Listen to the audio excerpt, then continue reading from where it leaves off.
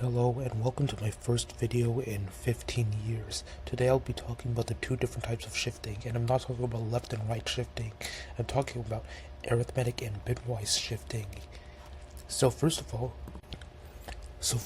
we need to talk about 2's complement, which is how negative numbers are stored.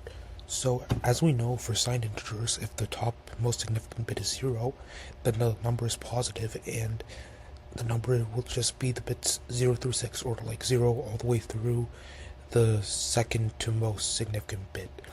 But for signed integers, if the most significant bit is 1, that means it's negative. And how negative numbers are computed is that we invert all the bytes A through G that are here, and then we add 1 to that, and then that's the absolute value of the number. So if we multiply it by -1, that will be the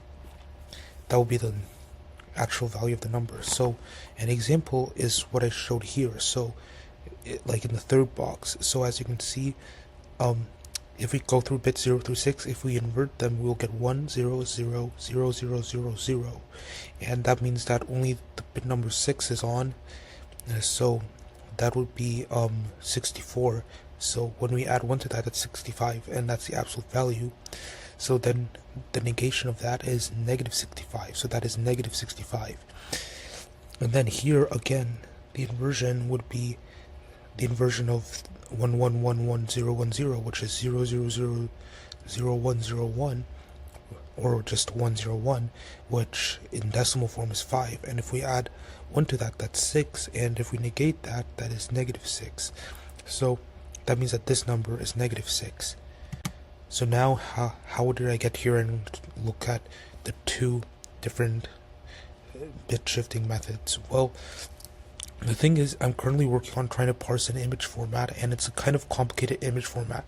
And as you can see in the top right box, it says that the sign differences dr, dg, db range from -2 to 1, and it shows that they're all 2-bit unsigned integers. And as we all know, computers don't have 2-bit unsigned. I mean signed integers. They're 2-bit signed integers. And as we all know, computers do not have 2-bit signed integers in them. They only have 8-bit signed integers, or 16-bit signed integers, or 64-bit signed integers, but they don't have 2-bit signed integers. So it would need a way to convert this to an existing signed bit integer format that most computers can use, such as an 8-bit signed integer. So as you can see on the table on the left, 0 corresponds to 0 0 in binary, 1 corresponds to 0 1 in binary, and then -2 corresponds to 1 0 in binary. Also, let's just check the 2's complement of that. So as we can see, the most significant bit of 1 0 is 1, and then if we invert the 0 bit, we get 1. We add 1 to that, that's 2. We negate that, that's -2. So that means that it is -2. And then for -1, that is, as a signed 2-bit integer, that is 1 1. And then we can check how they're represented in 8 bits. And as you can see here, all these bits, the bits 2 through 7 are all equal to the most significant bit of this 2-bit integer, which is the first bit, which is bit 1. So that means that we have to extend that, and that is called sign extension. And I was trying to explore with how this worked, and while I was researching, I figured out that there's this trick, which is the int 8 underscore tdb equals our, like, buff I is just like a buffer. It's just like a buffer of uint 8 t's, and we just like it contains like the number that we actually want to get. So we first left shift that 6 bits, and then we convert it to an int 8, and then we right shift that 6 bits. And I didn't know why that works, but the reason why it works is actually very important. So look at these two statements: int 8 x equals blah blah blah, and then x is right shift 6 bits, and then uint 8 x equals blah blah blah, and x is right shift 6 bits. So on an x86 computer, as you can see, the int 8 uses the instruction SAR, while the uint 8, the unsigned 8-bit integer, uses the instruction SHR. And these two instructions actually work slightly differently. The one on the left is called an arithmetic shift. That's why there's an A in the middle. The one on the right is called a logical shift. So first of all, let's look at logical shifts. If you're familiar with binary bit shifting, this is probably the one you're going to be familiar with. So on the left, you can see that it's logical left shifted by 3 bits, and that means that the bits that are new are just zeros. It's just filled with zeros. The bits that are like new and stuff. And then for logical right shift, it's the same. The bits that weren't there before are just filled with zeros now, as you can see there. So like bits 5 through 7 are 0, 0, 0 when we do right shifting by 3 bits, and bits 0 through 2 are 0, 0, 0 when we do logical left shifting by 3 bits. So now let's look at the other type of shift, the arithmetic shift, and you might be less familiar with this one.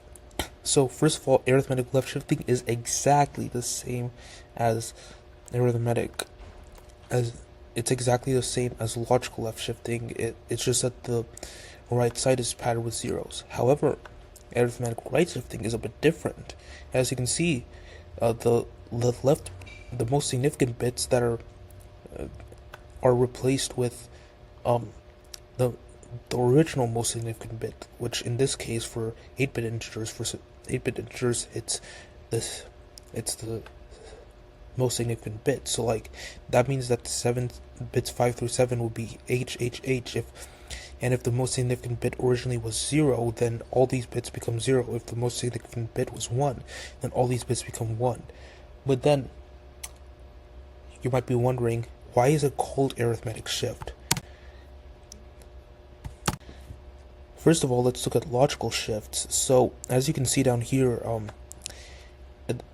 this is an example of logical left shifting by 1 bit or logical right shifting by 1 bit. And as actually, like, since the most significant bit is 0, this could be either arithmetic or logical shift. But all I wanted to demonstrate is that left shifting x bytes is the same as multiplying by 2 to the power of x, and right shifting x bytes is the same as dividing by 2 to the power of x. And this is a very good compiler optimization that compilers make, because left and right shifting are super simple operations compared to multiplying or dividing. So compilers sometimes replace multiplying and dividing by left shifting and right shifting. So as you can see here, for example, the number at the top is 105, and when we left shifted once, it becomes 210. 105 divided by 5 is 52.5, and if we cast it to an integer, that would just be 52, right? And as you can see on the right, that number is 52. So right shifting also works for dividing. So these two numbers are both multiplied, like the one on the left is multiplied by 2 and the one on the right is divided by 2. However, let's look at signed right shifting right now, like signed integer right shifting right now. So as you can see here, this number at the top, we can use the two's complement method to actually calculate what it is. So the inversion of bits 0 through 6 would be 0, 0, 0, 0, 1, 1, 1, which is just 7. We add 1 to that, that's 8. We negate that, that is negative 8, right? But if we logical right shifted by 1, then as you can see here, the 7th bit is a 0, so it actually becomes an unsigned integer, and that's not good, right? If we want to right shift in an arithmetic way, as in that means we want to divide by 2, right? If we're right shifting 1 bit, that means we want to divide by 2, and negative 8 divided by 2 is now positive 124. However, we can fix this by making this 7th bit a 1, because that just makes this a negative integer again. And so, as we can see, if we do the 2's complement thing again and we invert bit 0 through 6, we get the the bits 1, 1, which is 3, we add 1 to that, that's 4, we negate that, that's -4, and -8 divided by 2 is -4, so that is correct. So as you can see here, this is another example. So we have -8 again, and this time we are bit shifting, we are right shifting by 3, and as you know, 2 to the power of 3 is positive 8, so that means we're dividing by 8, and -8 divided by 8 should be 1. And as you can see in the second number, because the most significant bits are padded with zeros, that makes it positive, specifically positive 31, which is not correct. But if we make those ones, if we just make those ones, like we pad the most significant bits with 1s instead, because the most significant bit of -8 is 1, then that means that the resulting integer is -1, which is correct. And as you can see, this is exactly what arithmetic shift does, which is why arithmetic shift is useful. It's because arithmetic shift for both positive and negative numbers will result in either multiplying or dividing by a power of 2, which is very useful because you don't want unexpected behavior like bit shifting causing your negative numbers to become positive. But how does this have anything to do with C? So far we have only looked at the assembly instructions. In x86 assembly, the logical right shift is SHR, the arithmetic right shift is SAR. In ARM assembly, the logical right shift is LSR, and the arithmetic right shift is ASR. However, in C, one convention is that C uses logical shifts for unsigned integers and uses arithmetic shift for signed integers. So if you have a uint8t and you right shift it by some number of bits, then that means that it'll use the SHR instruction and it'll pad the most significant bits with zeros. But if you do that with an int8 underscore t, then that will pad the most significant bits with the original most significant bit. So you need to note that arithmetic and logical left shift, like I said, are exactly the same because they pad the least significant bits with zeros. Both of them pad the least significant bits with zeros. So the only things that actually differ are the arithmetic and logical right shift. So now let's circle back to what I was actually trying to do. So I was trying to convert a 2-bit signed integer into an 8-bit signed integer, and in order to do that we have to go from the top number, which is 000000AB, to the bottom number, which is AAAAAAB, right? And we could actually do that. We can do that by using the advantage of arithmetic shifting. So first of all, we left shift the number 6 bits. As you can see in the middle number, we left shift that number 6 bits, and this could be either arithmetic or logical shifting. It doesn't matter because left shifting for those two are exactly the same. But then we make sure to arithmetic right shift. We have to arithmetic right shift it back 6 bits, and that will sign extend the number, and that will cause our number to be sign extended and turn into an 8-bit signed integer.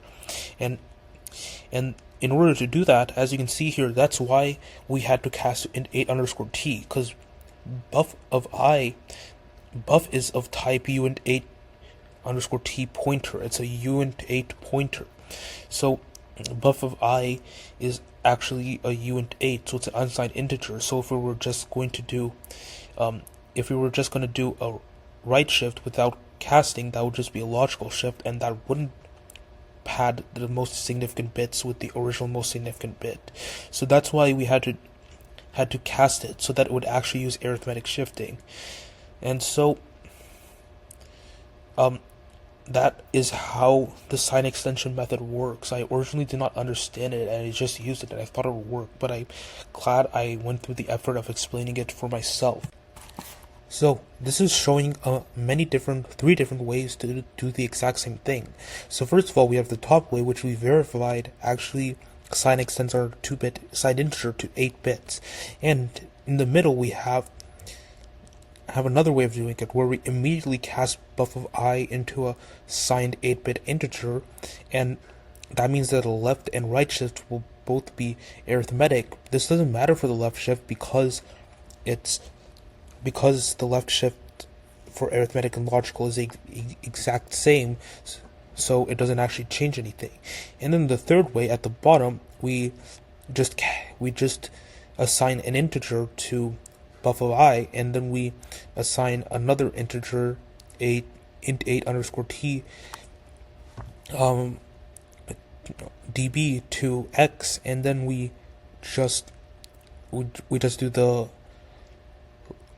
do left shift and right shift on that, and that means that those left shifts and right shifts will both be arithmetic shifts, and that means that since they're both arithmetic shifts, that'll do the same thing as in the second example where it sign extends again. And I just wanted to say that the only thing that we need to make sure about is that when we left shift, we need to make sure to left shift such that the most significant bit of the original 2-bit signed integer is all the way at the most significant bit of the actual number, so that when we right shift arithmetically, that'll actually pad the most significant bits with the original most significant bit, and that'll actually sign extend the number. And we need to make sure to use arithmetic shift. We need to make sure that when the compiler sees this, it actually compiles into an SAR instruction or a ASR instruction. We need to make sure that that actually happens.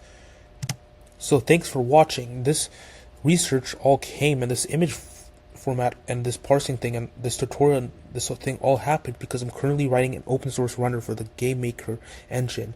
And the following code that I was trying to do, I was trying to figure out why it worked. That code is for parsing Game Maker's QOI based image format. QOI stands for Quite Okay Image, and QOI's numbers are actually unsigned numbers that have a bias, so it's just an unsigned number that is subtracted by -2, for example. But however, for some reason Game Maker changed them to just be signed integers that use 2's complement instead. So I had to actually figure out how to sign extend those integers in a safe, clean, and easy way for both me and for the compiler, and that's where this technique came in. And QOI images are how textures are stored in packaged Game Maker games, which is why I was looking at that. And I will actually be starting a series or a devlog on how I am making this runner soon. And this runner, this Game Maker runner I'm making, it's actually super cool because it has so many components, so I think I'll be able to make a lot of videos about that, and I'm very excited. Now you might have one big question for me if you're one of the 3 people who are watching my YouTube videos, and that's why I'm using PowerPoint instead of using Codem.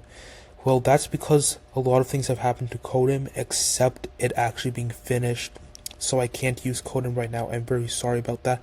I'm going to make a few videos about what happened to Codem because there have been so many different updates and different things I've done with it so far besides actually finishing it. But I just thought maybe I shouldn't waste my time trying to make Codem because I haven't uploaded for so long on my YouTube channel, so maybe I should actually try making videos in PowerPoint, which is what I'm doing right now, because PowerPoint is really easy to make and record videos in compared to Codem, which is unfinished, all versions of it.